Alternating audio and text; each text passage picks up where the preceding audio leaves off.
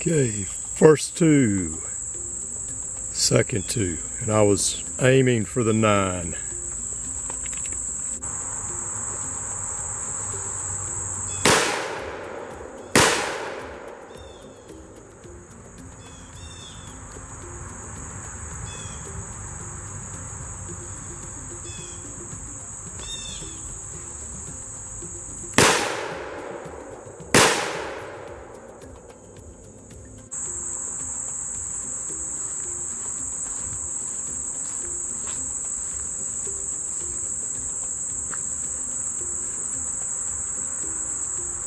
Okay, that was my first shot, then that was my second shot.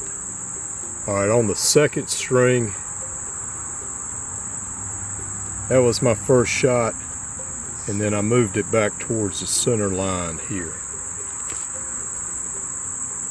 Hi, this is Greg with Lionquestfitness. Greg, are you crazy? Who in the world would choose a snub-nosed revolver over a modern sporting rifle? Well, I have to say, anybody in their right mind would much prefer, if they were having to defend themselves, having a rifle like this. However, this isn't exactly something that you're going to be carrying to the grocery store, or at least not in current times. So why the comparison, Greg? Well, it all goes back to my video where I compared the Taurus 605 to the Ruger SP101.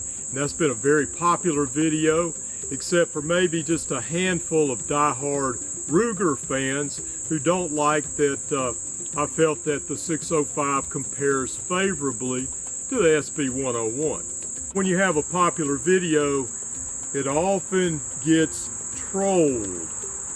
And you have somebody who's watching the video at 3 or 4 in the morning after imbibing copious amounts of their favorite alcoholic beverage, and they make some asinine statement that starts off with, "You know."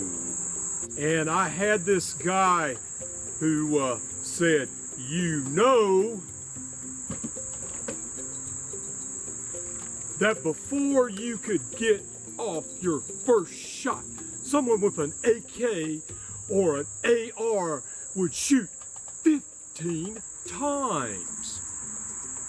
Well, I replied to the guy, listen, I said nothing about an AK or an AR, and all I'm doing is comparing two very popular concealed carry handguns.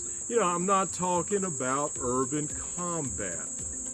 But then it started to intrigue me. Which one would be faster in a self-defense situation? So I decided to look at it from two aspects. Number one, I'm a homeowner who hears that ubiquitous bump in the night.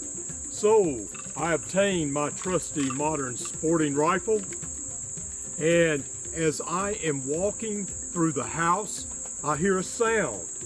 All right. I turn to the sound. I see it is a burglar who is reaching for a handgun. So I turn and fire in self-defense. Now the other situation would be that I'm in a Walmart and I'm standing in the big breezeway, entranceway, and maybe I'm standing there talking to an acquaintance, and all of a sudden I look and there's a deranged person running in with an AR, with a crazed look in his eyes. So same thing, you know, I'm standing here talking and I see out of the corner of my eye something happening. I look and then I turn. Now with the AR, I did something a little bit different. You know, I tried working that twist, but I found myself with a rifle being off balance. So I went ahead, I hit the safety, I stepped in, I took that fraction of a second to step in and make sure my shot was on target.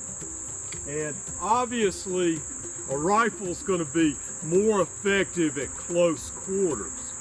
In defense of the 605, I have to say this: by the time I got to shooting the 357, my glasses were starting to fog up.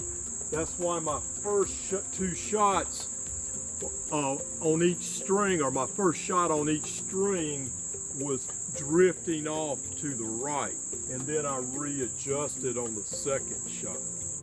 Alright, so which one is faster? I won't know till I edit the video as to which one came out on top. However, if you do time it, from the time I turn my head to the time I finish that second shot, I don't think there's going to be a lot of difference, microseconds, milliseconds. The point is, in everyday self-defense, in everyday personal carry, there's not many opportunities or places that you're going to be carrying a modern sporting rifle, at least at this point in time. But there are many situations where you may be carrying a firearm like this, or your favorite semi-automatic pistol. So this is Greg with Lionquestfitness, reminding you to always be prepared for the unexpected.